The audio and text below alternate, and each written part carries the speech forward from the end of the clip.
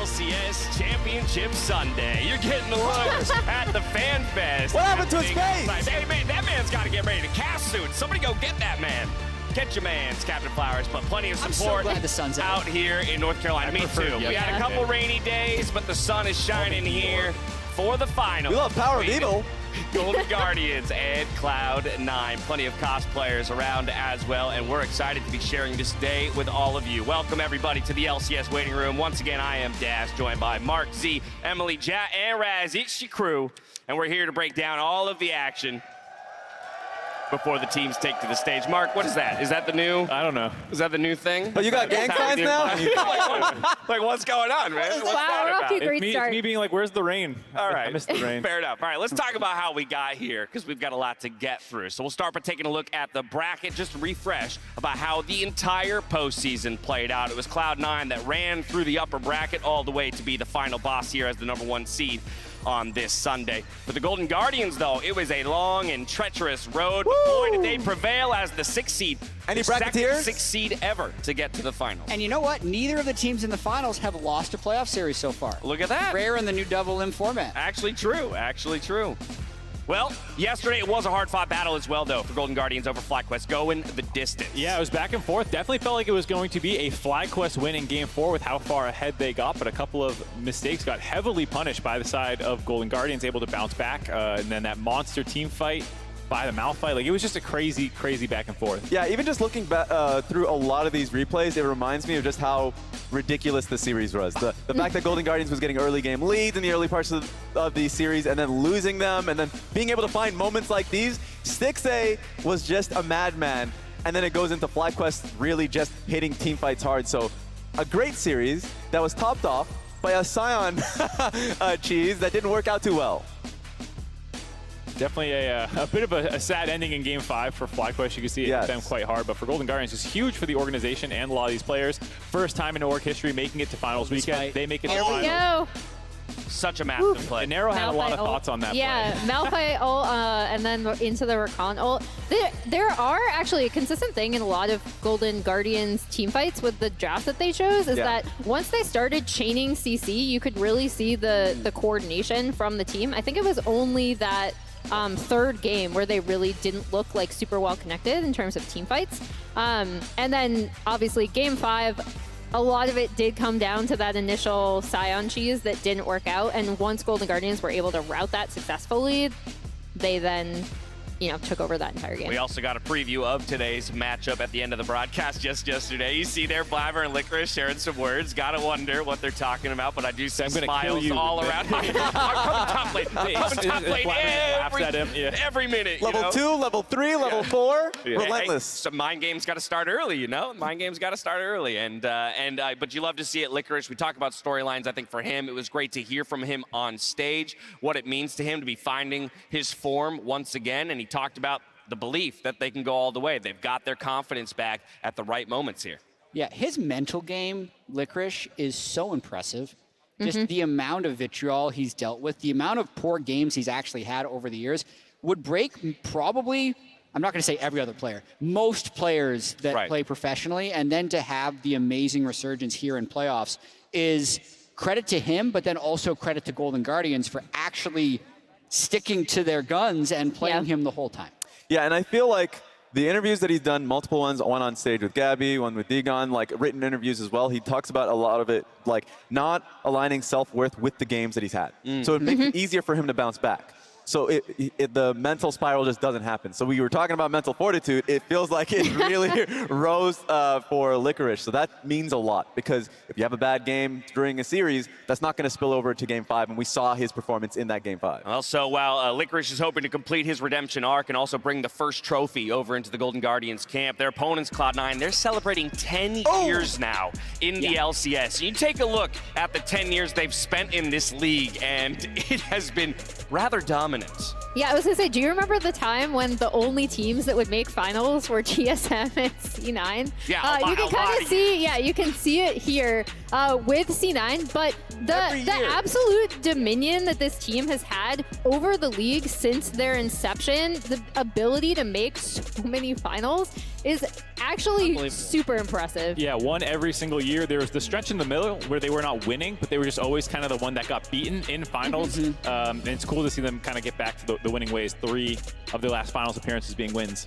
And what will those question marks at the bottom of the list become today? That is the question. Runners-up or winners. Either way, they are heading to MSI.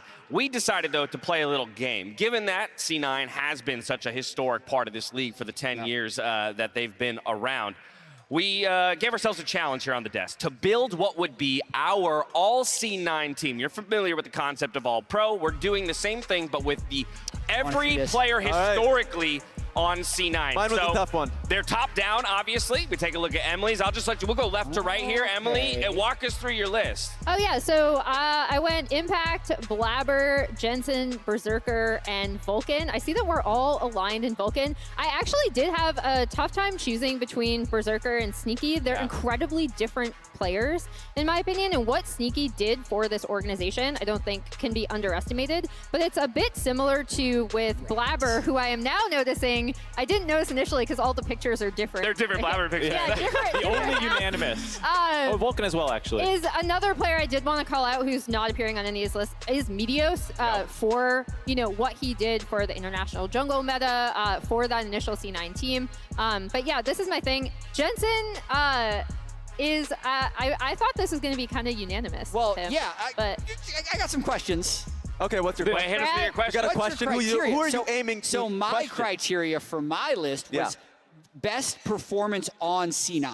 Like most accomplishments on C9. Oh, interesting. M&S has played like 9 games. Yes, and that's why I was actually really tough. So And Jensen has like you put him 1,000 above kills with Jensen and C9. high. before they even threw up the graphic, I was questioning if I actually flip-flopped to Jensen. Simply because the metric, I love the fact that you pointed that out. I actually based it on high mechanical abilities. It's never a On good the sign when most the skilled graphics player. are a surprise to the broadcast. So I based it on the most skilled player, and I was wondering if I was going to be consistent with M&S because of how few games that he's actually played, and if he's going to continue to play for a long period of time. But I stuck with him because of the mechanical skill that he's had, and I'm betting on him. See, I like that, and that's the reason why I went Berserker over Sneaky, is because I just felt like my team needed a playmaker, right? And so I wanted that in the AD carry position, you're where trying I to went make with the best Cloud9 I'm team. trying to make the okay. so I That's took an the interesting I one. took the My assignment criteria as matched yours a little bit more. I took the assignment as make the best Cloud9 team by just putting the pieces together. So I am retaining High as a shot caller a little bit and a leader for the squad. Favorite But now part we've of got M&S. some firepower in Berserker. You notice I'm the only person who went for balls on the top I did lane. notice that. Yeah. There's only It was noticeable. only one who's gotten a pentakill at Worlds, just saying. Darius. Just saying.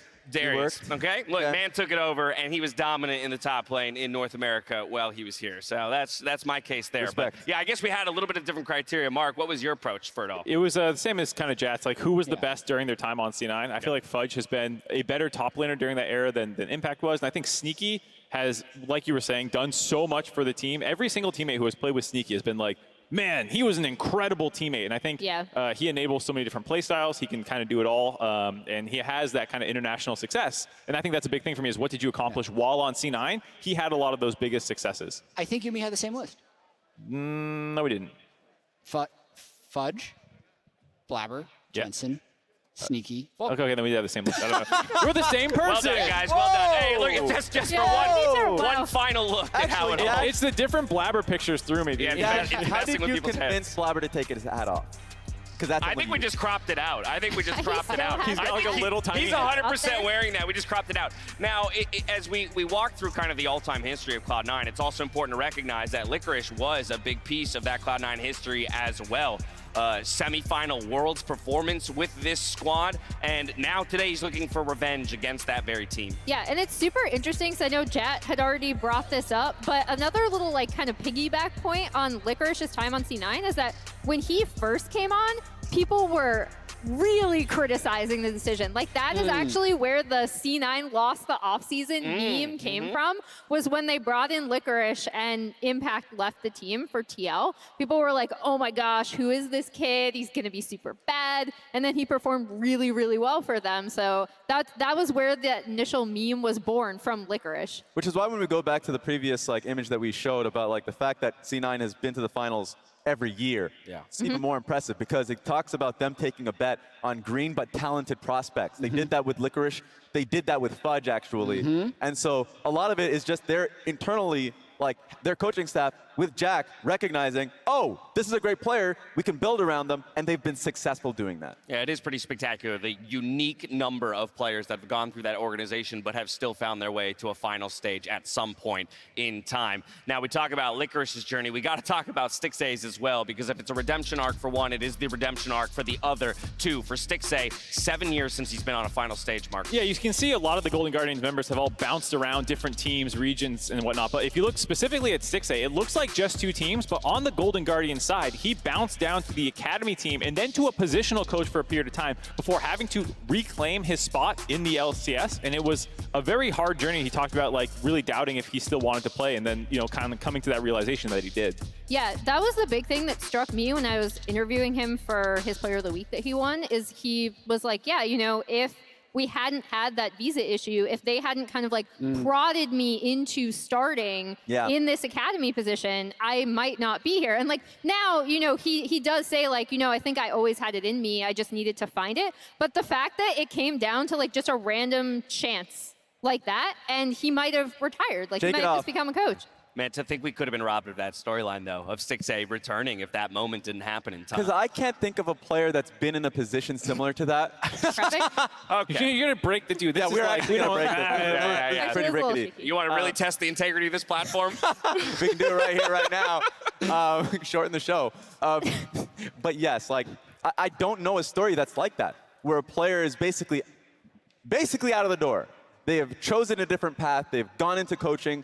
That's their goal, and then they're like, oh, you know what, Violet's having problems with visa, so I guess I'm going to play for a week or two, see you until he comes back. Right. And then he rediscovers that drive again. It's an amazing story that people should be telling for the rest of the game in LCS. Yeah, and I think we hit on it yesterday a little bit. 2,547 days since his last finals appearance. 7 years. We said it was the longest in LCS history, and then we thought about it more, and we are pretty positive it's the longest gap in finals appearances in LCS worldwide history, or excuse me, League of Legends history. Yeah. We haven't 100% confirmed that. So this is crowdsourcing.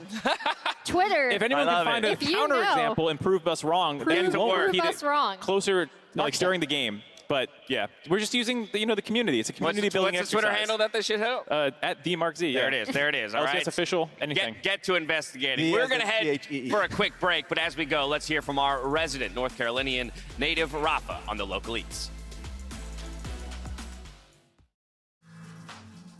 Hola, what's up, y'all? It's Rafa. I'm here in Raleigh, North Carolina for the LCS 2023 Spring Finals. And when I heard that we were returning to what was my backyard for about 6 years, I knew that I just had to share with y'all Carolina barbecue. It was something that I grew up with. It was a comfort food. And we are here at the Pit, one of the best barbecue places here in town. Let's go check it out. In order to really dive into the world of Carolina barbecue, what better way than to ask Eastern North Carolina native James, who also happens to be the general manager of the Pit. First of all, James, thank you so much for welcoming us here in your establishment. What makes Carolina barbecue so special? Well, first off, we're glad to have y'all. We pride ourselves on treating everybody that comes in the door with genuine Southern hospitality, so it really is our pleasure to have y'all here. What makes Eastern North Carolina barbecue so unique is that we use the whole hog. There's nothing in particularly fancy about how we do it. We do it low and slow. Depending on the size of the hog, it's going to take anywhere from 12 to 14 hours. Then we're going to chop it up, and you're going to get all portions of the hog. You're going to get the ham, the shoulder, the butt, all mixed in together to give you a really unique pork flavor. And then it's going to be tossed in our Eastern North Carolina sauce, which is signature to Eastern North Carolina. But it's going to be vinegar-based, a little bit of Texas Pete, some crushed red pepper, and so it's going to have some heat to it, give it a really unique flavor. So no tomatoes, right? No tomatoes, no. Back 300 years ago, when they were doing barbecue the same way we basically do it today, settlers thought that tomatoes were poisonous, so they stayed away from that and went vinegar style. They didn't know back then. They didn't know, and really glad they didn't, because it serves for some really good Q. So we're going a lot over kind of what makes up Eastern Carolina barbecue sauce. Now, you and I both know there's a big debate between Western Carolina barbecue and Eastern Carolina barbecue. Oh, yeah. So, and growing up in Farmville, I'm more associated with Eastern Carolina barbecue sauce. What makes the Western Carolina barbecue sauce XL? So the Western style is going to be tomato based, so tomato puree, brown sugar, and molasses. So it's going to be on the sweeter side. That's where their signature's at. Here at the pit, we are a whole hog barbecue joint, and so our signature dish, of course, is going to be that Eastern North Carolina chopped barbecue. But to make sure that we give people all regions of barbecue, we do offer that Western as well, so that they can venture out, but still never forgetting that Eastern North Carolina is the way to go. James, can we just get our hands on some Carolina barbecue plates right now? Absolutely. Let's go check it out. Let's go. Let's go. So what we got here is a traditional chopped barbecue sandwich with homemade coleslaw on top of it. And then right here, we've got that Western style pulled, which we've got our tomato-based sauce over here. Our Brunswick stew. Brunswick stew is a Southern classic. It again, just like the chopped barbecue, can't let anything go to waste. So anything that was left over from days before, put it in a big pot, do it all together. Collard greens, you can't be in the South without collards. I mean, the fact that this is the first time I've come back home in such a big way since 2015. Takes you right back to It does childhood. take me right back. It's like, I'm 14 years old again, man. Why don't we talk about Carolina sweet tea? When I first came to Carolina, I've never had sweet tea before, so usually when I just had iced tea, it's like, oh, okay, it's refreshing, but then it just hits you right in the mouth. Absolutely. Sweet tea is a Southern staple, I never realized that you couldn't find that outside of, the South until I went to New York my first time. My dad's from up north, and went into a cafe for lunch and asked for tea and came out in this little steaming hot cup, and I was like, I think they heard me wrong. Really glad to welcome you back home. Glad to bring it back full circle. It's been our pleasure to have y'all. Thank you so much, James. And y'all, this is some good stuff. I'm saying after finals, we run it back at the pit on me. What do y'all think?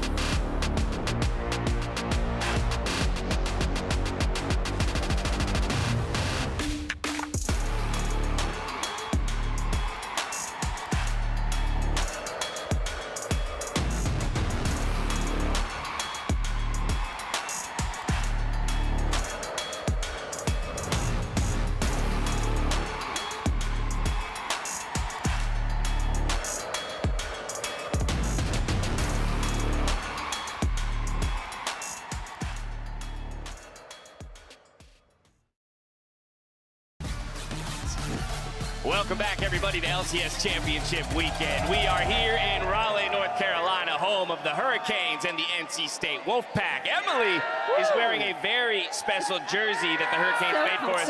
If you spin around, we actually got our very own LCS jersey. How cool is that? How cool is that?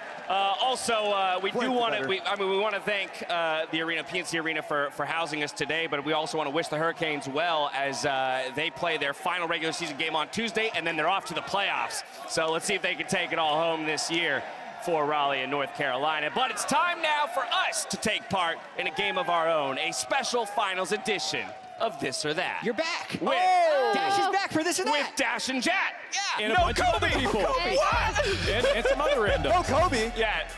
All right, Verizon, thank you so much for sponsoring this segment for us. For diving straight in, who's got the better mascot? Is it the UNC Tar Heels or is it the NC State Wolfpack? What the hell are the Tar Heels?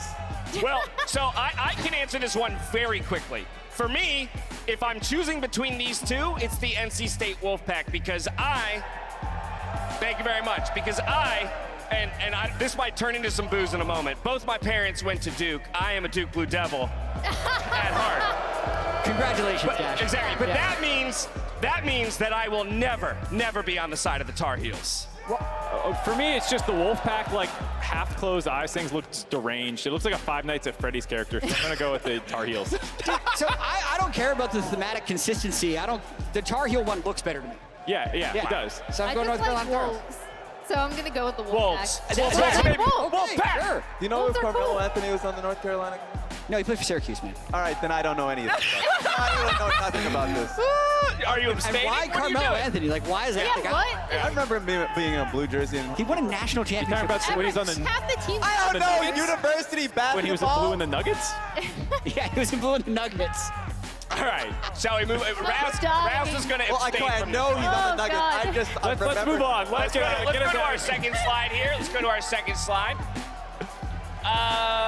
Which style of Carolina barbecue is better? Is it the Eastern style or the Western style? Both these burgers look disgusting. Does anyone here on the desk know the difference between the Nope. Eastern and the Western Rafa styles? just talked about it. Were you listening? Yeah, well, look. The Eastern one is on the left. The East is actually on the right. The Yeah. Western On one a If you're map, looking the at West a is on map. the right. of this or that slide. Oh, God. Do we Okay. have some? If I was gonna eat We one, I do. would eat the left. Is that Why don't later? we go ahead and bring the barbecue in here and maybe we can figure it out by giving it a quick taste Yeah, test. This is courtesy of the pit, so thank you very much as well. And we'll dive right in. I think Do we have you? I have my dentures in, so I can't. You guys take some. he's got his dentures. We only We've have got one set, one though. fork and one knife. So do you want to Do you share want a fork? the fork, or I'll take the knife and I'll try and make I it can work? balance stuff on the knife. All right, Yeah. let me try. Oh, no, you Oh, do no. that. I'm not gonna ask Just you to stab jab it yourself. or Yeah, gonna I'm just scoop gonna it? like use it Oh, like that's smart. like this. Oh, That's a sharp knife, bro. it is actually. Yeah, pretty good. don't Cut, hurt yourself. cut your mouth. You got to talk a lot today. You like this? Oh. Oh. No, no, no. green stuff is this, nice. This reminds me, there's this place called Arby's, but they put theirs in a bun. Did you just compare real barbecue to Arby's? I cannot believe This what is this the man. most I'm not even from here, and that's Get offensive. him! Get him! It's like going to a Get burger him! joint and be like, "There's this place, McDonald's." Boo this man. Dude, how could you? I will say that in general. I like how you guys haven't tried the other plate yet, so Yeah. you're just biased to the We are one that biased. you ate. Yeah, do it. And I don't even think we still know which one's Western, Western and style. Eastern. Western if I'm being style. This honest. looks darker. Okay. I will say that in Missing general, chicken. I'm a bigger fan of North Carolinian barbecue than any other barbecue because it is vinegar based. And oh my God, mess me up with some pulled pork. I might just put this away for later. I'll enjoy that And- barbecue on the yeah. airport back home. I hate you so I'll much, enjoy that Raz. one. All right, slide number 3. Let's see what we got.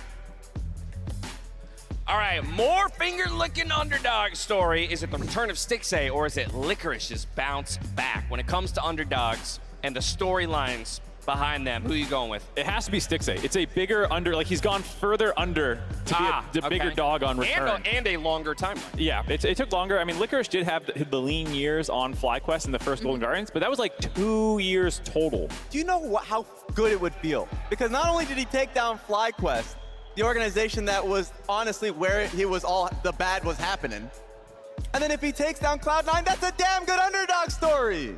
How do you I not feel like that? That is true. It has to be Stixay. I hear everything you're saying, Raz, and I think they're really good points, right? It's like the way in which this postseason specifically played out for I Licorice agree to with have you. to go through the people that he had to go through is big. I'm still going So to you lean agree towards with me? Stixay. No, I'm still going to go with Stixay because not only everything that Mark said, right? Lower low, more time in order Yes. to get back to the top. Also, let's not ignore the fact that he rejoins a team with Huhi. Now they're lane partners together. They're going back to MSI. That was, for so many people, the peak of NA historically. Yes. I can't get past that. I love a revenge story. That's why last night I loved the Adesanya story. I'm loving this story, so I'm sticking with Licorice. I'm going with the rest. You go with Hey! Yeah. any explanation, or you just want to even out the desk? He made World semifinal, fell down, now he's coming back up. He doesn't get carried by Stixay his made MSI support. finals. Oh, okay. Dude, Wow. Chad is on something today. Yeah. All right, what's our next slide? Let's see what else we got. And I want Emily to kick this one off. More terrifying to face the top four, Oh. Blabber or Berserker? So, I'm an 80 carry main. I feel like I have to say Berserker because Bias. he would dumpster me, right? And I am well aware of that. But I think for a team, like if you're looking at a whole team, if it's a Blabber jungle meta, he's just taking over the entire early game, and there are very few windows to come back from that. I'm definitely Blabber. I think Blabber had one of the most individually dominant splits of all time in 2020 spring. It's like unbelievable how insane he was. Berserker is incredibly cracked, but Blabber at his peak form is just another level. I'm struggling with this It's one. a bot gap for me. We're on the same page. I think it's just a bot gap. Current MVP in Berserker. Recency bias Raz strikes again. Top form. Still Berserker. Okay. Recency bias, Raz. All right, yeah. It is what it is, guys. Gotta love it. All right, I think I'm gonna hop on the Blabber train with these two, but I don't need to explain any further. He's a 2-time MVP, a 3-time LCS champion. That man is scary, to say the least. Is that it? Yeah, that's it. I think for the This or That slides presented by Verizon.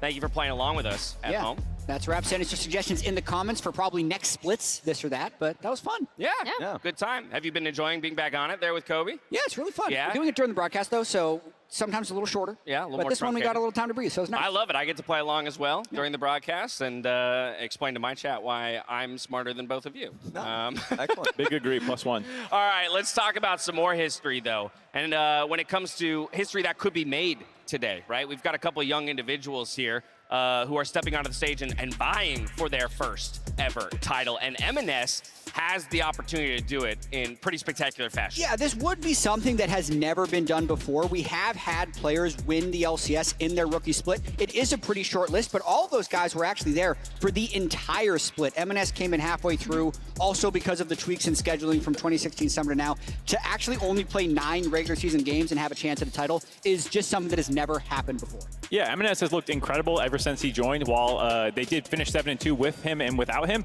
the big difference was how the team looked during that time period. They went from arguably in the conversation for the best LCS team to kind of hands down in a lot of people's minds. The aggressiveness he brought, the champion pool, the flexibility. It was a big shift from Diplex. How he played the game revitalized C9. Yeah, I think that's what I was going to point out is like this was a pretty big risk in a lot of ways for C9 to take on M&S only because they were already in second place, Yeah, right? right. But the swap has made them indisputably the best team. And if I recall, on those radar charts, he's the only player who fully indexed a 10 out of 10 He's a in 10 any out of 10, category. though. And it's in aggression, right? That was the one unanimous, this guy is aggressive, if nothing else. The good and the bad. You get the Tryndamere games, and then you get the Jace games. It happens. The 10-depth Jace game. So he has been a breath of fresh air. I think we talked about his individual excellence in those games, but also working alongside Blabber. Both aggressive players makes their early game so much more exciting. So really, really interested in see how they go up against Golden Guardians later today because both teams recognize for how they play in their early games. Yeah, it looks like he's going through tech check right there. He's got the cape hoodie He's got the again. superhero Which I'm a love big that. fan Feeling of. good. I I'm love a that big look fan. from him. He's a pulls that off. superhero, man. He's a Yeah. superhero. I don't think I could pull that off. He pulls it off really well. I think if you make it to an LCS finals, then you get to wear a cape and you can pull it off. All right, well, we've talked plenty about his exploits on the Rift, but let's get to know M&S just a little bit better. Rumors that people say about M&S that could be worrying, you could say. Inting in scrims, inting on stage. Well, that's respectable, though. I mean, I Staying kind of up all night, doing things. The rumors are true. That's all I have to say. Yesterday, I say I'm not nervous, but after game, I felt, I was so nervous. For a little bit more damage onto the C9 jungler, M&S just dies. So I made a commitment with my teammates and steps, just play like M&S Around if he sees that back line, they're dead! and just play aggressive The Ghost ready to follow up. JoJo's in some trouble with M&S! and just play for outplay. Speaker's already almost dead. He has to go over the wall just to stay alive. M&S is ready to follow, and Ayla will just die next to him. Nobody's in a good spot on FlyQuest. Everybody's getting torn apart. I like big dog, like golden retriever, just, hug. M&S? Can you word? Where? In my heart. The stolen ulti from the Maokai chasing him down. A double kill over to M&S. Just kill it. Just kill it. Okay. Doesn't matter. Oh, 씨발. It's fine. No way, right? It's fine. It's fine. It doesn't matter. It doesn't matter. This year, I said my goal is really huge, winning LCS and doing really well in MSI. Cloud9 is my life Why is Cloud9 your life? because maybe when I win final or when I get something great award, I will say it. It's so cool how he has jumped 2 feet into C9 and like how important it is to him. So selfishly a little bit, I'm like, I want him to win finals so we can get that interview and see exactly, why it means so much to him. Yeah, I mean, I think the coolest thing is that I know people like to meme C9 for their systems. There he is. But like M&S, in talking to him, he's like, no, this is really good. Like, I want to be a better player. I want to be a better person. And we've seen that demonstrably during his time on C9. I think it's awesome. I love that he said it in that interview. He also made it clear on Twitter as a response to Jack's tweet. It's like, I'll give you a championship type of thing. Like, yeah, he is so thankful for being in the position, and he's really giving back, and he wants to give back. So this is why we have to watch him going forward, not just in this finals, but for the year ahead, because for him, it's like a turning point in his career, and he's really doing well. You do wonder if C9 had brought in M&S 3 or 4 years ago, if it had worked the same way, or if it's a combination of the things he's been through in his career and basically getting kicked off of so many different teams makes him ready to accept this responsibility. But no matter what, Cloud9 systems helping, I think maturity of M&S himself as well have allowed him to reach this new high in his career. I mean, I think part of that too, right, is that he's brought into an organization that has a history of winning. Right, and working, as we mentioned earlier, with young players, and we can kind of take a look at that title history there from the LCS for Cloud9. This is, this is the David versus Goliath angle right here. I mean, listen, this is a hell of a lot closer than it was yesterday. So it was 12-0 before yesterday. So Golden Guardians it went from infinite KDA to 12, according to you. Yeah, Cloud9 in their 12th. All right, well, we'll see if M&S can be a piece of the puzzle that gets it done here for Cloud9 today. But he's only one piece of that puzzle. With that, it's time for us now to celebrate another piece of the Cloud9 puzzle, our 2023 Spring Split MVP. There were so many instances where it looked like C9 were going to lose or going to fall behind, and then Berserker just comes up with a massive teamfight performance.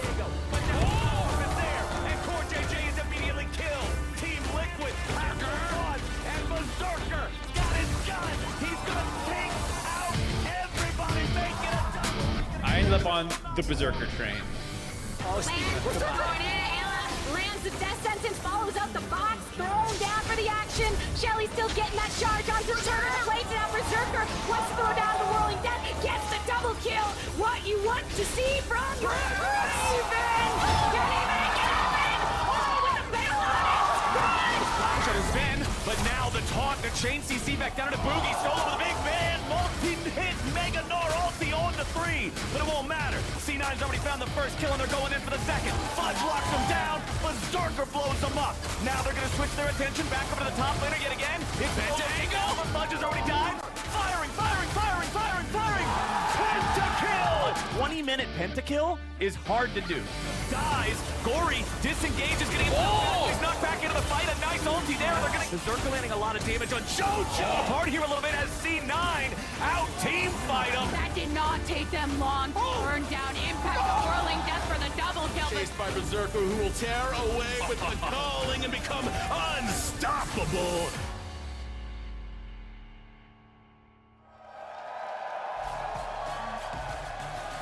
For the first time, I present to you the Cloud9 bot laner and your Spring 2023 MVP, Berserker. It was a tight MVP race. Fudge was trolling you a bit of who he thought should win.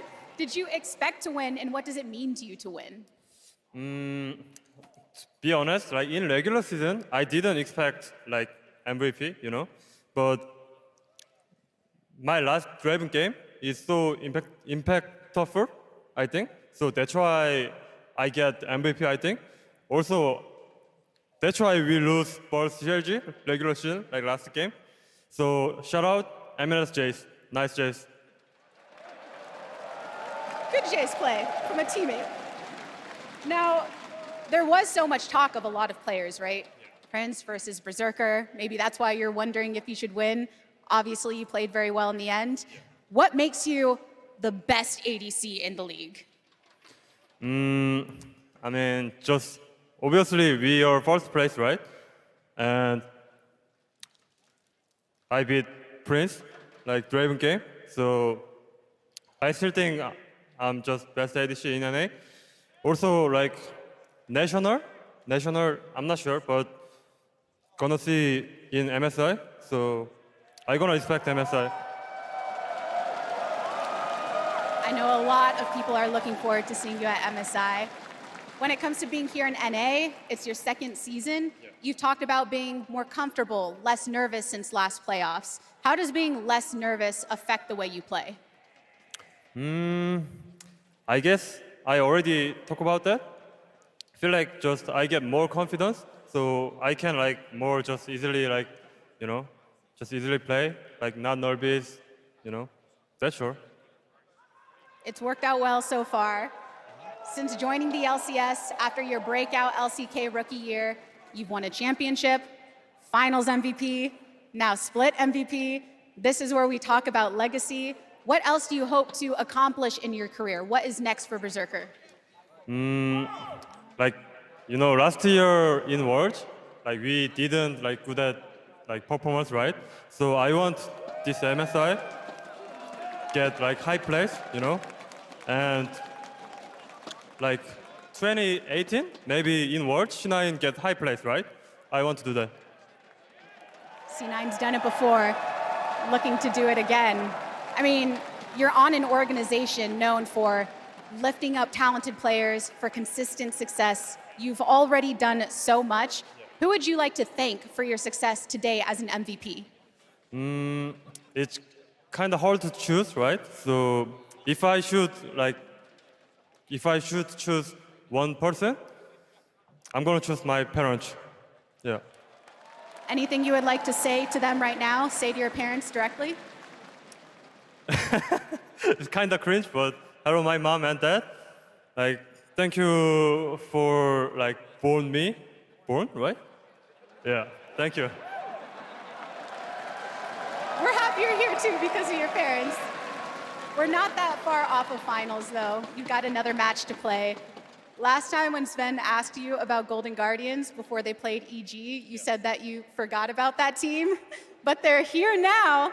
You're about to face them. Tell me, what do you think of Golden Guardians now for finals? I mean, to be honest, I didn't think like GG come finals, you know. Also, I expect Burst Prince like in finals, but GG win FlyQuest, right? So, also I really think GG is good team. Like River and Gory, I think not best, but really good mid jungle combo. So, I expect last finals. All right, lots of Cloud9 fans in the audience hoping for the same. Congratulations again on your MVP here, and thank you for joining me for the interview. It's time for us to continue getting hype for that final match. Let's head back on over to the lounge. Thank you so much, Gabby. And once again, a huge congratulations for Berserker picking up that individual honors, and so well-deserved it is. You got something right off the top? No, I was going to say, one, it was a great interview. He's so funny talking about, like, thanks M&S for inting the CLG game, so I got to win MVP. But also just, like, what he does so well, I think, for me, is just the lack of deaths. 13 deaths across 18 games in the regular season, with an 80 carries primary function being, like, be responsible with gold is what kind of separates him from everyone else. You know what makes him so responsible with gold? That man just whipped out cash at the very end. He loves money. He loves money. He loves money. He's responsible. If he has a bounty, he ain't losing it. Love it, though. Respect shown to his opponents as well in Golden Guardians, saying they fought well, and specifically River Gory is a duo to be feared. This may be their first finals, but ahead of the split, Golden Guardians had a message for all of their doubters. As someone who's been in the Golden Guardians for a long time, I've seen all the negative comments that everyone has said about us over the past few years. And I'm just here to tell you, you. You. Like, why does a team like Golden Guardians even stay in LCS? They don't have a single fan. Boo! You! Every year, this GG should sell their spot. GG is 10th place team. Well, guess what? You. You.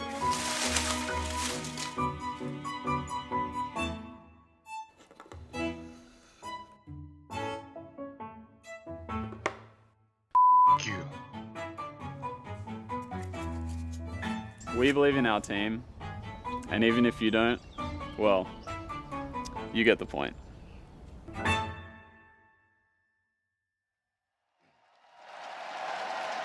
Whether you believed or didn't, here Golden Guardians are. And guess who else we've got on the desk with us today? It's LCS legends Sneaky and Meteos. My friends, it's good to have you. Right off the bat, though, I kind of want to get a sense from you about your reaction to the way that the playoffs have played out and the fact that we do have a Cloud9 versus a Golden Guardians finals when we roll all the way back to the beginning of the season and take into account everyone thought was going to play out over the course of the split. Well, I think nobody expected Golden Guardians to make it to the finals. Especially, I was looking through their games last night, and I kind of forgot they started 0-4. You know, just like one of the worst starts ever. They had a really good run, but after that, they looked good, but I don't think anyone expected them to be this good. So definitely a shock. I think C9, not as surprising. They've kind of been the front runners for the whole split. Now, within that, though, being front runners whole split, I'm kind of curious because we started the discussion earlier. Second place team makes a substitution in the mid lane. Like, a lot of people have a knee-jerk reaction to that. Like, you're basically already at the top of the table. That's a risky move even to make to a degree. Wait, for who? From Diplex slotting out and M&S coming in like halfway through a split, right? When you're already in second place, sometimes you kind of want to make the argument like, you're already top of the table. Like, why are we making moves? They subbed me out.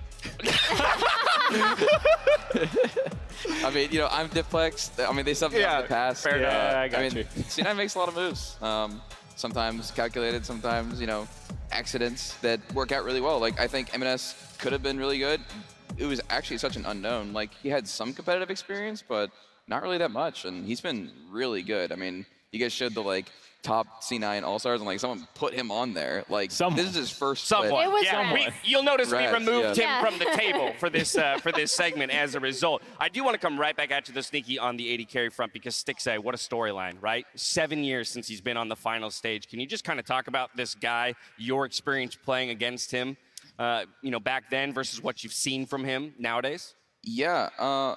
Initially, my first reaction about remembering Stixay was I felt like I kind of always had his number, but then, like, I remember someone mentioned it to me, like, all of our CLG games were bangers whenever C9 versus CLG played, and I was like, oh yeah, like, that actually was really good games. So he has been really good throughout most of the career.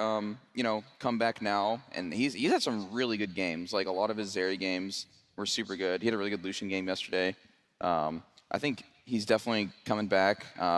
Some of it been like the break that he's got that probably powered him up, like seeing from the sidelines, the coaching, the, like, you know, personal player coaching thing. Probably just like, it's time for me to get back in there.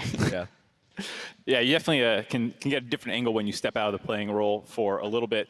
I do want to call you out a little bit, Sneaky. We've been trying to get you on broadcast for so long. Meteos was always like, I'm down, tell me when. And we're like, all right, we're just waiting to hear back from Sneaky. Was it because you were saving it for the finals appearance, or like, did you just like, nah, I'm good? I've known this guy for 10 years, and he ghosts me most of the time.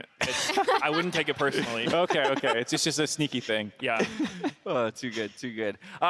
So you guys already mentioned you saw that we did the kind of all C9 lists, and did you have opinions on our lists at all? Maybe what was right, what was wrong? Oh, well, we actually made our own list. You made your own? Ooh. Yeah. Do we have those right? Can we fly those up? Are those ready to go? Oh, these are our lists. No, so first, is there anything you want to pick apart other than the M&S? I've only played 9 games, but somehow Raz believes. So many people misspelled my name for the competition. And the graphic team got really confused. I don't know. Yeah, it looks weird. I don't know. Even the picture's wrong. That's crazy. Yeah, that's wild. Sneaky, you got a vote from Mark and Jap. Yeah, I mean, honestly, this is such a hard task, trying to choose the literal, you know, all-time best C9 roster. Like, every iteration has had its ups and downs of, you know, perfect players. Like Vulcan, everybody chose Vulcan. That's pretty crazy. Lemonation getting disrespected maybe a little bit. I mean, like, Lemon was so good back in the time, but, like, you know, you try and compare it to now, it's like, it's so hard to remember the moment when Lemon was playing comparatively to now, because it's so much more recent. All right, now we get a look at the two of you. Wow. Oh my. Yeah. Why did I expect you two to do anything serious? I cannot believe we actually thought that real I was lists just were expecting coming. you to pick like the original 2013 roster. Even like, that is- that's This is what a I better thought, version yeah. of that. Well, I just chose who I thought was the best in each role, and what can I say? So wait, how would you play each other's roles? What makes you think you're better than Meteos at his prime, and how would you be better than Sneaky in his prime? I mean, I've seen this guy play. It's not close. I mean, look at this dude. Like, he's nothing compared to the Sneaky in every role. He's delusional. I'm sorry. Oh my goodness. Okay. Let's talk about. I want to get your opinions on a couple of the players that we have taking to the stage. Two of the more storied players who are hopping onto it, and that's in the support position. We've got role swapped players in for both squads here, Sven and Huhi. Medios, I'll come to you first. Just your opinion on these two players as they've made the role swap and really taking control of this new identity. Yeah, it's actually an interesting thing that I had some conversations about recently, where it seems like a lot of the best support players didn't actually start there. You know, maybe most of the supports in LCS at this point did not start as support mains. You have like Afromu, who used to be AD carry. You have Core JJ. You have Sven, Huhi. So I think it actually, you know, a lot of times you can understand the role better when you've played other roles. So, you know, I think they're doing great. I know with both of them, they didn't start out super hot on the role, but they've definitely warmed up to it. I think they have really good game sense. And being able to be in this support role lets you just kind of like zoom out your lens a little bit. You don't have to worry about like CSing or whatnot. You can just focus on the map, setting up vision, and like dictating the pace of the game. Sneaky, as AD carry, which of the two would you think you prefer to play with? Because Sven feels like a little bit more lane dominant, focused on counter picks like the Sorakas and stuff like that, whereas Huhi's going like the J4 to like screw you over with team fight and roams. Like, which of the two styles do you prefer to play with? If I had to guess, I think Huhi is a lot more of like, not necessarily a team captain in the same sense of, you know, a traditional, but I think he's probably got like a bigger voice in the team. But Sven is like the more dominant with laning, and he's, I mean, from what we've seen in content, like he is very opinionated. Yeah. It's really funny to see. That is nuts, actually. Yeah. I was not able to see this before, but I was the person who called for this graphic. It's kind of crazy to me that the only two champions that Sven hasn't played, or that Huhi hasn't played that Sven has, are Braum and Kalista. Yeah. How many is that doing quick math? So that's 8, 16, 21 champions for Huhi? It's a lot. Is that right? He's played 21 champions over the course of 23 LCS spring and playoffs, apparently. Wow. Like, do you want that kind of diversity next to you in lane? Or are you like, hey, maybe we specialize on like 5 or 6? He admitted to first timing champs on stage, and 6A was like, yeah, I trust him. I mean, for me, I really don't care as long as you're comfortable. Okay. If you're playing stuff that you feel like you're good on, like, go for it. Like, that's kind of what I do a lot in team environments. Like, the way that people want to play, like, I mean, especially medias, like, someone who wants to take my wave occasionally, you know, maybe the cannon smite it, you know, get some extra gold. Like, I'm helping you push. Go ahead, take my gold. I don't need it. You can have it. All right, well, we've picked your brains enough, and I know you guys would like to enjoy some of the day as well, but I do want to get some final thoughts from you guys just as a whole ahead of this series. Cloud9, Golden Guardians, final thoughts. Predictions? Yeah, I think C9's going to win 3-0. 3-0, so you're going for the dominant call there. I would agree. You know, C9 3-0. Homers. Ex-C9 players, of course. I got you. There it is. There it is. Wait, my Superman uniform? You didn't bring that for the FlyQuest jersey swap? You know, if they won yesterday, maybe, but I just can't wear a jersey for a losing team. Sorry. No, but I think C9's just looks so dominant the entire time, like for most of the split, especially with Eminus. Like their wins are just so commanding. So Golden Guardian's been playing well, but I don't think they can beat C9. There you have it. The C9 homers remain C9 homers, and we would expect nothing less. Once again, Sneaky, Medios, thank you so much for joining us. It's always a pleasure. We are going to head for a quick break. Waiting room continues, though, on the other side, so don't miss it. Thank you, guys.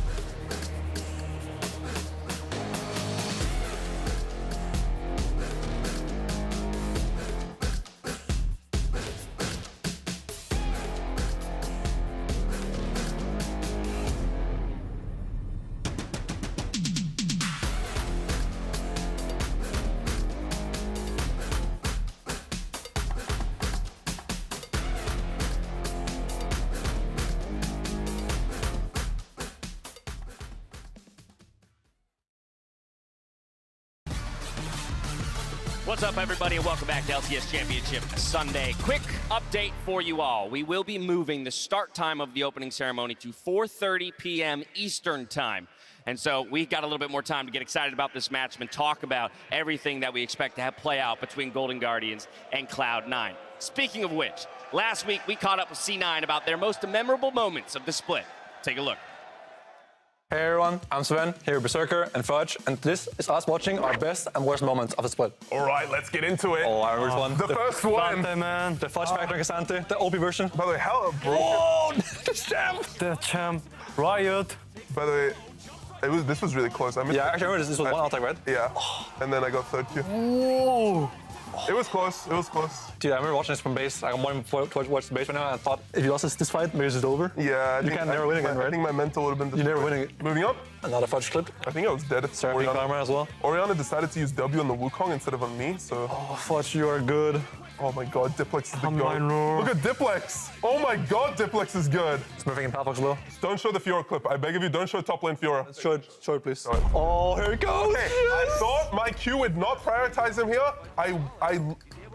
This is why we mean Fudge Fiora. This is why we mean Fudge Fiora. By the way, he was down 30 CS in this clip, down 4 plates, the game was over. Yeah, but he got solo kills, so you mad? This has been a Fudge montage so far. It really has been. I'm waiting for it to get different. Next clip, me dying to Ding Test ball into 2. Oh no. Oh, gotta add this clip, okay, right? I will say that this game is just drone gap because I couldn't. Yeah, never mind. We killed that top lane at level 3, so I remember here. This game I just want money. Yeah, I wanted my side stone, but John did. True. Oh no. Oh, this was the. So look at the Akali bug. The Akali E bug. Pay attention to the Akali second E right here. The E2. Oh! Just follow him. Does not follow the Silas, so he could not kill him, and then now we lose. Yeah, he had E2 and R2.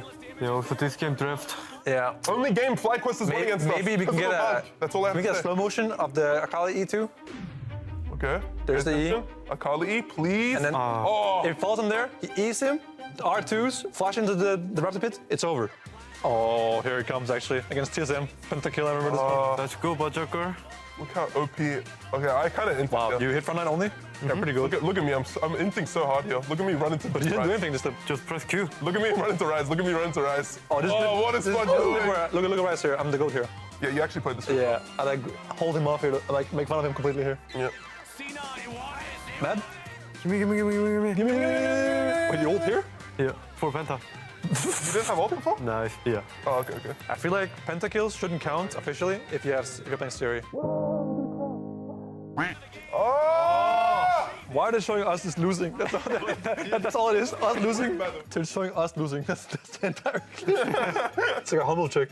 Not a good look. Oh, Blabber. Blabber anger. This is a scrim moment. I remember Blabber said in review here of this game that he already ulted, and then Ash arrow missed, so you had to go. Yeah, you had to go, yeah. I was like, okay, my bad. Next time I'll hit the arrow. Sorry. Oh no, not the dragon. This is where we had a meeting about, guys, teams are picking up on us doing dragons every game. What else do you guys talk about in that dragon meeting? We talked about how we're doing dragon at 5 minutes every single game with bot prio, and at some point someone's gonna like contest it. So we're talking about like we should pink ward the dragon or pull it out more so you can't see the HP, or like bring all people to the dragon because we just didn't do anything. We were just like so cocky here, thinking they wouldn't fight us. Oh, top gap. Had to int. Oh. Eminus. Oh, to be honest, my LeBlanc would have done this. Like, same. Yeah, I'm not gonna lie. That's very easy. Yeah. They have both both 1 HP. Like Ash ulti was perfect. Like, come on. Yeah, I here, kinda insane. Would you heal here? Insane? Give me here. Oh, huge heal. Nice heal, man. Obviously. Like, oh, nice. We skipped over. Oh, I'm good with it. They can never fight here. What are they doing? Yeah, I'm not sure why they want to fight against our champs. We're a bit weak.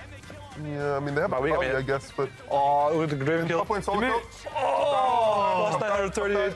I'm just gonna take credit for this one. Top that. Remember, we kill them all at Dragon, get Draven a kill, so you got like 4 kills of gold and Dragon, and their top lane dies 1v1. It's like a complete mental boom here. GG. Yeah, just GG. And that was Ven's highlight reel right there. That was all Sven. Me flash ulting 2 people. Yeah, it started. We almost missed it. Miss. Oh my God, Tenacity's jawline.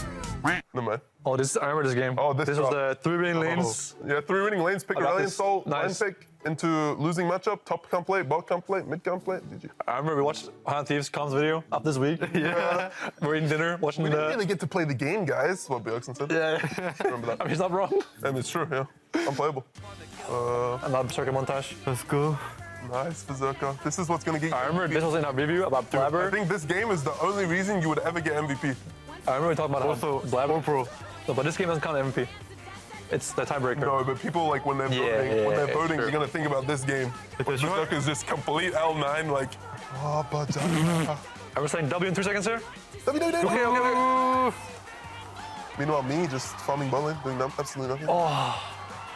I remember in this fight, I have Transcendence, and if you get kills in the fights, it reduces your cooldown 5-10% or something. Yeah, like 1 second. Small, yeah. On W, it's pretty long, because the cooldown is really long. So it's like 1-2 seconds. Yep. So I was just spamming it, hoping it would be on cooldown. Yeah, I just heard the comments. When he used it, yeah. I wasn't looking at the fight. Like, W soon, okay. Oh, this is when I TP into the base, no? Is it? Oh yeah, this is the backdoor. Oh yeah, that's trick, right? Yeah. Initially, I the said I saw the minions and I was like, I can TP into the base. San was clearing the wave, then he TPs in. Dude, do you see how the Maokai ult actually one-shot me, by the way? Oh, this is good by Eminence. I didn't see the Maokai ult, no.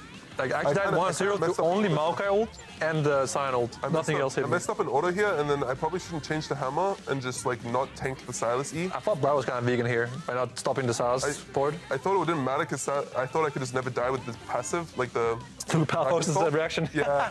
I like how the cameras are always ahead of the game. Yeah. So you see, like, he's like, oh, before the game actually is over. Yeah. So you always know what happens.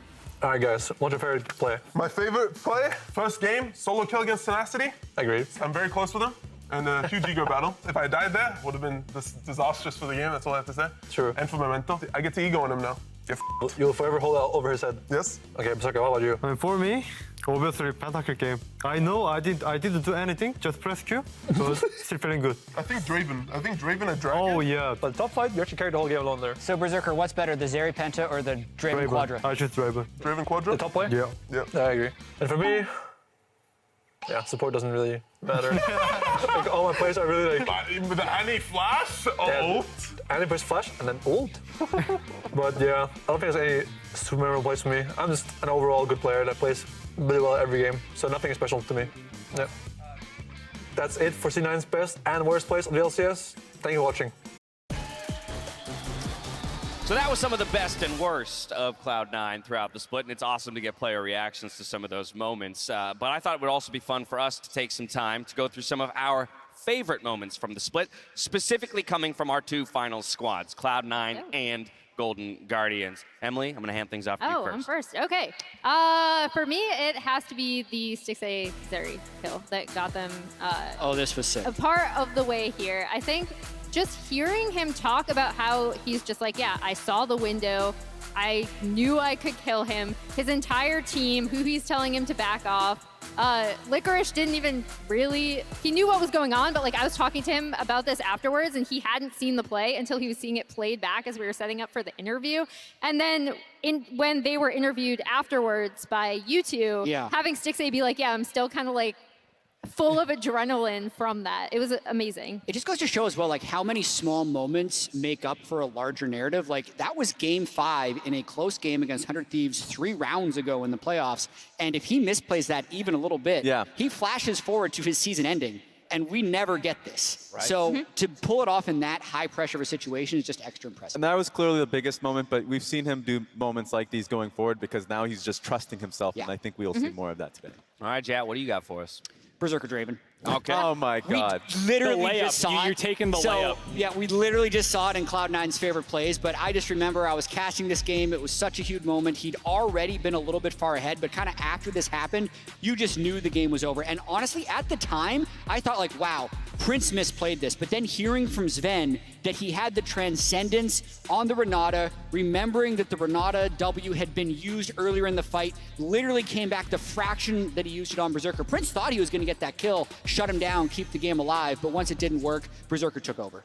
And the thing I want people to realize about this play is like justice for Sven, because I know he's been one of those players who's like, you know, supports don't matter. I understand why we don't get MVP. We're on enchanters, blah, blah, blah. Like that was his one fight. Like justice obviously Berserker executed super, super well. I was someone who pulled that play to show why he should be an MVP. But Sven beasted that fight and the like clarity to, or like the foresight, I guess, to know to take that and then it be able to come up in a big moment like that is just amazing. Well, and Sven has been so close, I feel like, to getting to series MVP a couple times. Yeah. Like I think it was last year's where he locked in the Braum in the third game and then like didn't have the most crazy lane dominant game compared to the Varus Soraka. So like I feel like he's due for an individual accolade any day now. Yes, it's always easy to attribute the alley-oops to the person who's actually dunking. that happens frequently.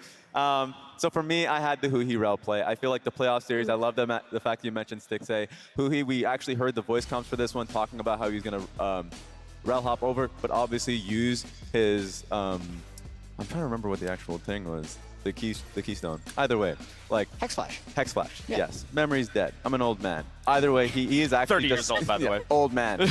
But he is such a vocal member for the team. He is such a playmaker for the squad, and it's just not for Golden Guardians. We saw him do it championship and championship again when he was on CLG, 100 Thieves. He is someone that you need to respect. Hi, Huhi. And I think the big thing is you said this yesterday when we were talking about him, right? Yeah. His setup, the way that he calls, that he has an angle and then he goes in and the rest of the team trusts him, but also like other smaller setups around team fighting, around vision, when he knows that Stixxay is ready to fight. Like all of these small things, you can see it in that team fight you pulled too.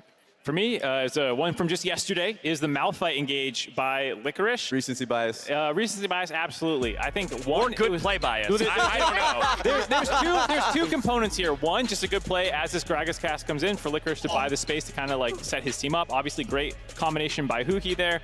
It's a great play in its own right and kind of won them that game, saved the game 4, which allowed them to dominate game 5. But more importantly than this was it gave us an incredible co-stream moment with Avali and Anero, which I think is even better in some regards. Take a listen. I haven't seen this one. I don't see it. Split him up! Split him up! No! Let's go! Get Avali! That's my boys! Get Black Quest! Yeah! I love you, Eric! Eric Ritchie! Eric Ritchie saw his boy get punted into Zimbabwe and said, let me get in, bah, with the Malphite ulti. That is my guy. I love Eric Ritchie. Let's go, Rachel. So how does it feel to be losing this game that you had a lead in? They can't win off this, can they? Oh my God, They're might win about off to this. try. Oh my try. Oh my God. Golden Guardians win the game. Let's go! I love that so much. Unhinged GM thinking his season is over to suddenly playing in Avali's finals. just dying there. Like she's just like, oh my God. I don't think I've ever seen him like that. Right? He's normally so reserved. Yes. That's why it's so amazing, right? Because Yeah. it speaks to sports, right? It just sweeps you up in the moment, and that's pure emotion just flooding out of his body. Thank you as well to Avali, who is co-streaming, so make sure you check her co-stream out. But Got great videos and content sneaky coming out from all over. co-streaming too. Exactly. Yeah. We got content creators all over the place. Let's talk about some honorable mentions, shall we? Let's go with Berserker's Penta, because we went with, you know. It's a pentakill. It's a pentakill. Yeah, like, come on. He himself, He himself said that the Draven play was more impressive, he thinks, and it is Zerial. They said that. We said that Sven was like, it's very, it doesn't count. Pentakill shouldn't count. He's talking about how he's the one who's making the big play. When I look at stats and see a pentakill, Statman still shows Jack. up. It still shows up as pentakill. True. He's still happy about the penny. He burns all for it just for the pentakill. Stixxay inted trying to get a pentakill yesterday almost cost him the series. Pentakills on series still matter. Matters, true. Respect the Pentas.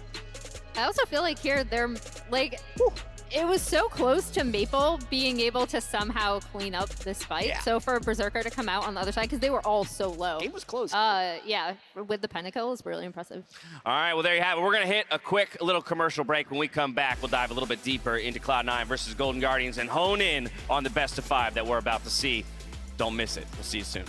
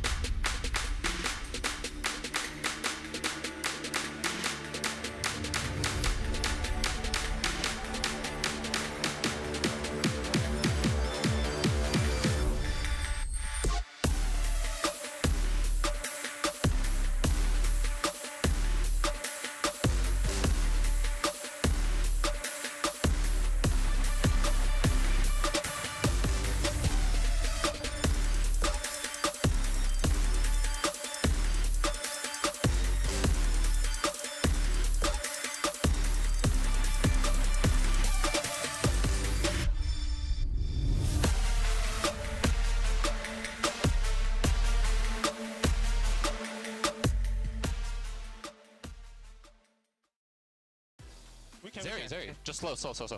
Cut it back. Can you fight still? Yeah. Yeah. Look, Jerry. I'm on Vi. Okay.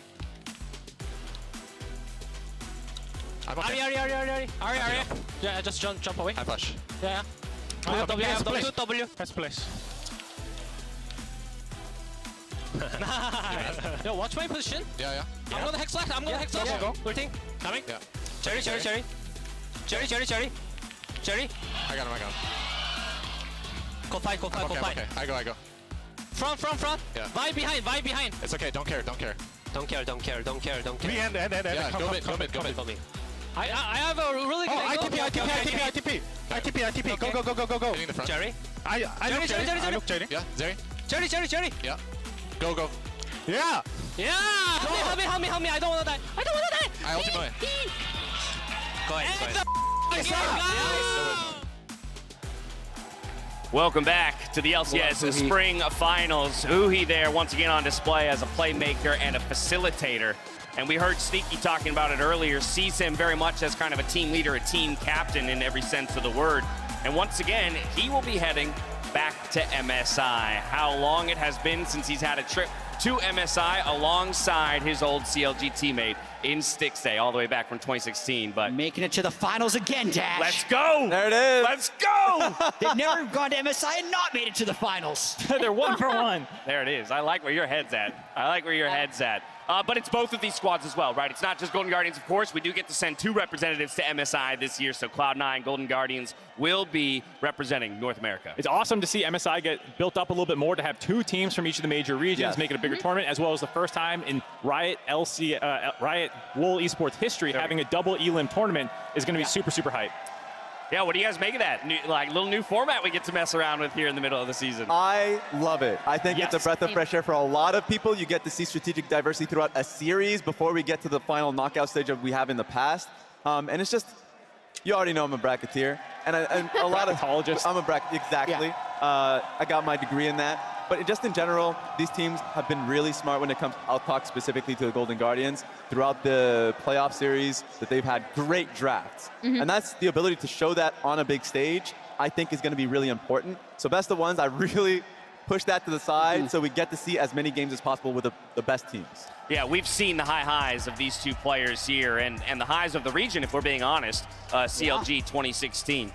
And Raz, I'm glad you pointed out their drafts because, again, like when we're talking about how much Huhi specifically means to this team, he was like a mid laner that played some sort of weird stuff, right? Like he was known as an Aurelian Soul player. It was one of the champions that people actually were looking at him to play because he would go on these super early roams with it. And this, again, this CLG team with Huhi and Stixay on it was so impressive, not only because they made it to the finals, but they helped dictate what other teams were playing too, right? Coming out like Afro with the Sona, like other teams were then looking at it and being like, okay, we're going to adjust. And it was just the flexibility that they did have in draft and the willingness to play new things. I think you still see the skeleton of that in this GG roster. 100%. It's the environment of being able to trust your teammates and the coaching staff having that trust within you. We've heard it from Huhi. We've seen it in the past with the CLG squad. Stixay was a beast how he showed up in an international stage when they were, what, 10K gold down? How much was it? Yeah, it was about 10K. It's ridiculous. Yeah, incredible comeback. I'm sure I hear Faker still has nightmares of Huhi's echo.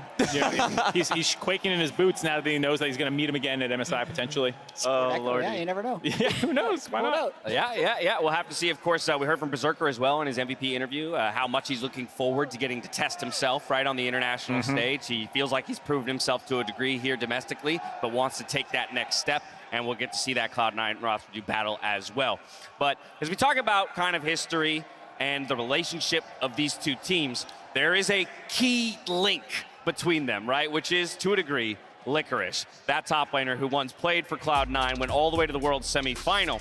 And in fact, there's more links. I think he's the center of the LCS universe. Well, it's just, especially like for this playoff run, there's been a bit of a revenge tour where he replaced Impact initially, way back in the day when he joined Cloud9. That's the blue line. Yeah, that's that line. And then also he later went on to FlyQuest when he got replaced by Fudge, and Fudge is on Cloud9 now. But then later Impact joined FlyQuest, who he then beat, and now he's playing Fudge again on Cloud9. He also played with Blabber, so there's just a lot of things around Eric Ritchie. Yeah. Emily? This is the most scuffed thing I think I've ever drawn. It's so readable. What do you mean? Yeah, this makes perfect sense to me. I love the heartbreak for the red line specifically. Used You to play used for. to play for it, now oh I God. don't. Yeah, how good it is, though, that he's I mean, again, it makes his story so special for him individually. The Gets fact that he's had complicated. to go through all of these old organizations to get to the point that he's at. And we'll see if he can outdo Cloud9 today. Now let's talk, though, about some of the big superstars on either of these teams. Blabber, River. I think this jungle matchup has to be the one that we put the biggest of spotlights on when it comes to the players taking to the stage today, Emily. Yeah, this is the matchup that I'm personally looking forward to the most. They actually did, before River even came into the league, they did end up playing each other at MSI, which I believe we're going to see some footage of a little bit later. But this is them in their 2023 LCS Spring stats. It's super interesting because I think the biggest difference between these two, we've talked about how responsive Blabber is to his lanes, but primarily he definitely focuses a lot more on counter juggling than River, right? Yeah. We've talked about River's style. It's not up here, but he's pretty routinely down in CSD because he's skipping camps to go to his lanes. His lane synergy in particular with Gory and Huhi when Huhi decides to roam up is phenomenal. Meanwhile, Blabber has, in my opinion, has been the jungler that's made the most out of counter jungling when counter jungling kind of sucks, right? And so for that to have that kind of efficiency, I just think the world of both of these junglers, and I'm super excited to see them go up against each other once again because they have such disparate jungling styles. Yeah, and I think because we all watch North America so much, we see two-time MVP, three-time title Blabber, one of the LCS greats. River is also one of the PCS greats who also has 3 titles and is going for his 4th. Obviously his first LCS title, but you need to win the PCS to make it to MSI, and this is the clip of them playing against each other. Yeah, this was a really crazy one. If people remember the fever dream of the Iceland MSIs, but this was like that weird jungle meta with Rumble and Morgana, and River was actually incredible at piling the champion. He plays to whatever his team needs. If they need more carry threat, he'll do that. If he wants to set his teammates up or play around Gory in particular, which is what their playstyle is right now, he is so flexible in what he can do, and that's why he has these titles that, you know, we don't think about as North American fans, but speaks to his legacy. Yeah, and going into the mind of River is like going through a labyrinth. Like during that period of time, he had the TP, Smite, Talon play, but also we talk about how he kind of escapes vision a lot of times with the gank. Just yesterday we saw him go over Rift Herald pit to go for a gank topside on Licorice to dodge a Tri-Bush ward. He does this multiple times through mid lane where he's like, you know what, I'm going to go Jarvan EQ over line bush mid lane so I can get a gank. Just trying to find, it's like Mission Impossible League of Legends edition to get a gank going. That's what he's willing to do. Well, it's going to be a stellar matchup in the jungle between these two players, but when we talk about Blabber specifically, he's done a lot in his LCS career so far, but just one thing still eludes him when it comes to the domestic region. Let's hear from Blabber on what winning back-to-back would mean to him. This one would feel really good, actually, to win, because I never won back-to-back. I've always won one, then had a pretty big drop in my team's play and my play, going into summer specifically, I guess except for last year. But I've never had 2 splits in a row where I felt like my team's been super consistent. I've also had a decent amount of roster changes in the time I've played. Every year I think it's changed, and I think this one, winning back-to-back for me, for C9, I think, you know, hopefully if we can keep showing the level of dominance that we've shown, that we can continue for even longer than 2. Ever since that back-to-back Team Liquid title, no team in the LCS has gone back-to-back. And I think that kind of speaks to what Blabber's talking about there, where Cloud9 has undoubtedly been the best organization since that Team Liquid roster, but they and he individually have not had the ability to string multiple together. Yeah, and it was especially interesting last year because you could tell he was like, except last year, right? Because last year was an anomaly compared to Blabber's previous seasons as a starting jungler, because then they would have like this insane spring and then they would, you know, miss out in summer. Last year was the opposite. Yeah, and as he talks about a lot of the changes that have swirled around Cloud9, he has, in more recent years, been one of those main consistent factors, right, of the team. as, you know, again, we kind of reflect on the 10 years of service that C9 has put up here in the LCS. Yeah, and he's, you know, very, very, very trusted by Jack. Going all the way back to the offseason story about talking to M&S, like, Blabber was doing the initial interview with M&S, asking him why he's so toxic, and then because that interview didn't go well, talking to him one-on-one and basically selling him to Cloud9. So he's very involved in every facet of the League of Legends org. Yeah, very involved, and even in game, we've seen a bunch of mid laners that he's been able to work with. Fudge mid, remember that one? Perks mid, there was that period of time, and a lot of people expect it to be a relationship where the mid laner's playing towards Blabber and playing more aggressively and playing to invade, but a lot of the times he's actually meeting them in the middle and actually working towards them and playing a more facilitating role. So he's a lot more flexible than a lot of people give him credit for. So off the Rift, on the Rift, we see that from him. Well, to dive just a little bit deeper into the Blabber lore, I'm going to hand things over to Emily for LCS Draw My Life Blabber Finals Edition. All right, Draw My LCS Life Finals Edition Blabber. It actually just means you get one drawing that's better. Robert Blabber Huang was part of the famous 2017 Scouting Grounds class, and he was drafted by Cloud9 as Blabberfish 2, which is a name that I kind of wish he kept, to be honest. I love that name for some reason. The day after graduating high school, Blabber flew out to join C9's academy team the next day. After splitting time with Sven Skaren in 2018 and 2019, Blabber became C9's starting jungler in 2020 and has won 3 LCS titles since. Before going pro in League, Blabber was actually ranked top 10 nationally in badminton, so he's kind of always had that competitive drive, and he has talked about the influence that has had on his League of Legends career. In 2018, his first ever year with C9 when he was still splitting time, he actually did go to Worlds with the team that year and made semifinals. Here's Blabber's trophy case. 2 LCS MVPs, 4 first All-Pro team appearances, and 3, potentially 4 today, LCS titles. Blabber is an aggressive and efficient jungler who is now poised to win his 4th LCS trophy. And if it wasn't the case from this Draw My Life, Blabber is such an awesome player who's had a demonstrable impact in the LCS as soon as he started. Even when he was splitting time, he was known as like the more aggressive one, the one that they were kind of putting behind Sven Skaren, waiting to put in, and now he's just become such a staple of C9 as a brand and all of their rosters. And I also love how much he knows about the LCS. Like, he's been a fan even before he was playing. He knows better LCS history than possibly anyone in the world. He crushed you guys at Are You Smarter Than the LCS Analyst? I'm just saying, I was not that one. But he's careful. He lives, sleeps, eats, and breathes this game. Like, every time you talk to him, he talks about just how much he wants to win. The last time he won on stage, like winning a championship in LCS, he cried because that's what he devoted his life to. I know a lot of players do, but that's something that he focuses so much on, so this day is the most important for him. Now, from one of our more accomplished LCS players to 2 of our less accomplished, understandably, because it's their first split in the league, players out here on the stage today, I do want to jump to the mid laners. M&S and Gory both making it to a final stage in their first split in the LCS market. Both in their debut split, both joining partway through the split. Visa issues for Gory, M&S being subbed in partway through was a just surprise, I think, for a lot of people, and they immediately transformed their teams. Both of them gave them a lane to pull through, playthrough, excuse me, and Gory in particular in that last series had that kind of Tristana play, which helped stall that game out and keep them alive until the Malphite play came through. And one thing I do want to bring up is it was Golden Guardians that C9 were facing in M&S's first game, right? And after Golden Guardians won,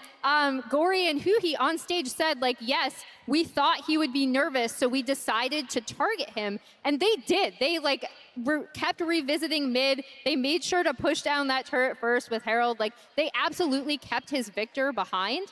So I'm sure M&S is very, very thirsty for a rematch. Has to be, and I feel like they're so similar in a lot of ways. Like Jace, Yone, LeBlanc, Assassin, impact players, playmakers. And when we looked at All-Pro, a lot of people were just like, oh, M&S would have been there if he started the entire time. Gory ended up winning it because of his consistency throughout the split. Like, even though not a lot of people would be able to talk about them together just because of the short stint they had in the LCS, I feel like this is just a budding rivalry and like discussion we'll be having for the years to come.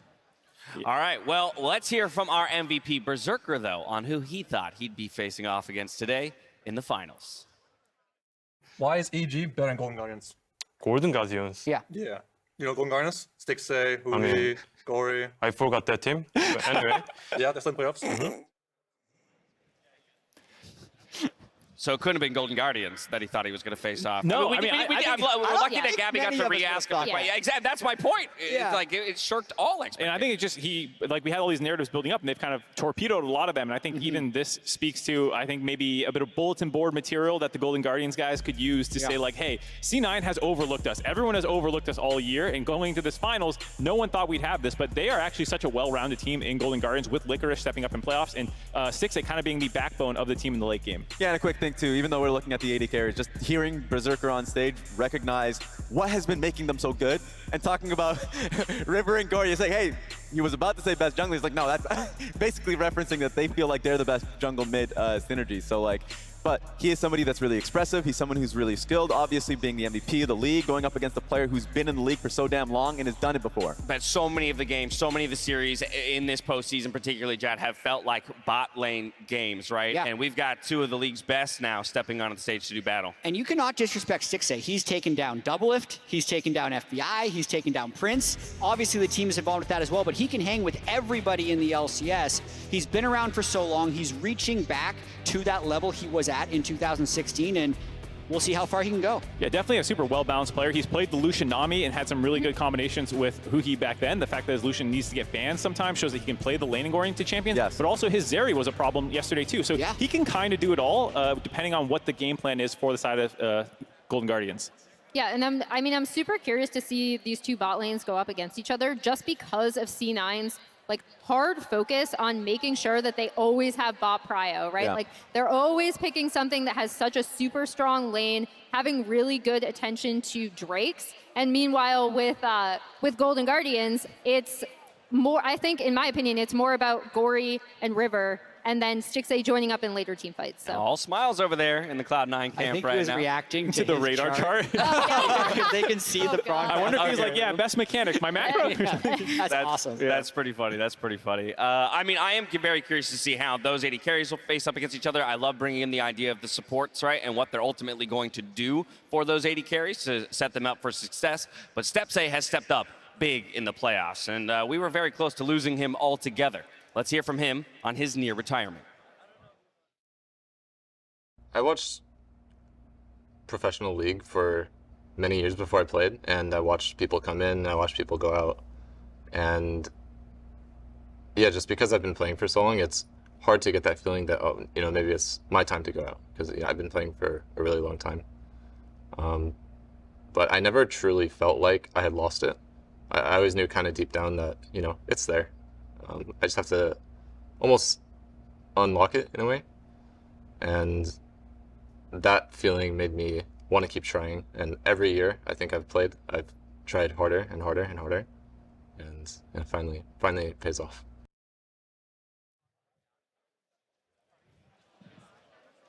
Grit, tenacity, competitive spirit, label it what you want, but the fact that this guy has fought and prevailed in the end over a 7-year time period to get back to this big stage and have a shot at hoisting that trophy again, I mean, it's something to be respected. The near retirement into the 2,547, I'm almost positive that is the biggest gap in finals appearances in LoL esports history. I can't think of any other region where a player went that long before appearing in domestic finals. All right, well now then, Mark, I'm going to go ahead and pose the question to you. It's been that many days since he hoisted the trophy, but will he actually hoist it here today? Prediction time! Prediction time! Miracle run ends today. It's a 3-0 for Cloud9. 3-0? Yes, it is. I'm sorry to be the wet blanket, but they have been the most dominant team in the second round robin of the LCS. They have been smoking people in playoffs. They're going to keep it up here. It's going to be a fast day in Raleigh. All right, some disrespect there. Emily, where are you at on this one, huh? All right, so I feel like we've done a pretty good job, right, of setting up like both teams' narratives, how they're going to match up, etc. You might be thinking, oh, Emily usually uses a confidence monitor and like how, you know, she thinks these two teams are going to match up. Yeah. All that being said, I'm going 3-0 C9. Even Emily's on the train. Makes sense. So I think that lane prio that I was talking about, especially in bot lane, is so difficult to deal with, and I worry that Golden Guardians, if they fall behind, C9 really know how to snowball their leads so well. Okay, well, here's what I know. That if all things are equal, Jat's usually one to kind of He's be a contrarian. like... He's a contrarian, exactly. I mean, so let's go to Jat. There were multiple regions this year where it felt like one team was well ahead of the rest of the league. Yes. And we just saw last night, that was T1. They didn't win their final. Exactly. But that's also an upset, and I don't like predicting big upsets, so I'm going C9 3-0. See, another 3-0 too. You're not even giving Golden Guardians a game. A single game. It's not even a single game. All right, Raz, you're my last hope, my friend. Sad thing is I agree with you guys. Because last night I felt like I put in my prediction, I put in 3-0, but I saw that same game you did. Okay. 5 first-team All-Pro, MVP and Carrier. They lost, and it made me realize I was a Golden Guardians hater all split long. And I doubted them all split long. Do you still? And I was wrong all split long. And so I realized, hold up, I'm gonna leave my head back home. I'm gonna bring my heart, my gut, and my balls, and I'm gonna go 3-2 Golden Guardians. 3-2 Golden Guardians. You gotta believe in the miracle. You have to believe in the miracle. I think this kind of goes hard. Oh, baby. Who wants this? I still want Anybody? it. Don't you give that away. I want that, baby. Anybody? I want that. All righty. I want what you're selling. You can't throw that far. But I'm not taking it, but I want it. But will you think about it? I'm thinking.